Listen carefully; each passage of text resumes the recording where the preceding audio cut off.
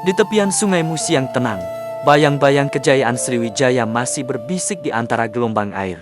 Setelah kerajaan maritim terbesar Nusantara itu runtuh pada abad ke-13, Palembang menjadi tanah yang mencari arah, dihuni para bangsawan yang tersisa dan pedagang dari berbagai negeri. Di tengah ketidakpastian itu, sebuah harapan mulai tumbuh.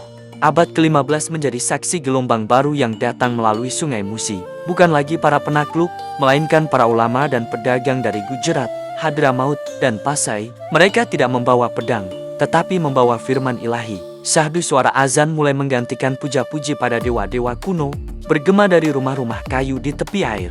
Sebuah masjid kecil berdiri untuk pertama kalinya, menjadi pusat cahaya Islam yang menyinari Palembang. Pelan namun pasti, identitas baru mulai terbentuk di tanah warisan Sriwijaya ini. Tahun 1659 adalah titik balik sejarah. Palembang resmi berdiri sebagai Kesultanan Palembang Darussalam.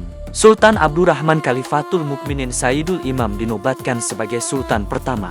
Sebuah istana megah dibangun, kuto gawang, dengan dinding kayu lin setebal pelindung meriam, menjadi simbol kebesaran dan kekuatan baru. Saat penobatannya, Sultan Abdurrahman berseru lantang, mulai hari ini, Palembang bukan sekadar bandar perdagangan. Kita adalah negeri Darussalam, negeri kedamaian dan keadilan. Bendera kesultanan berkibar megah, rakyat bersorak, dan Sungai Musi berkilauan memantulkan harapan baru.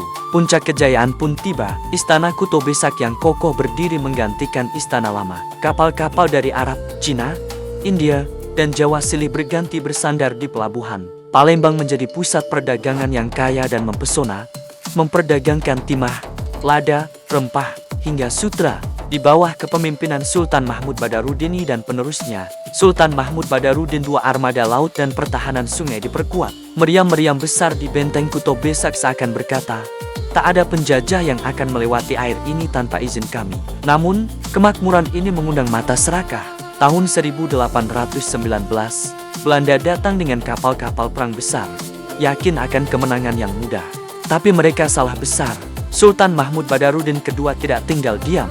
Perang besar pecah di atas Sungai Musi.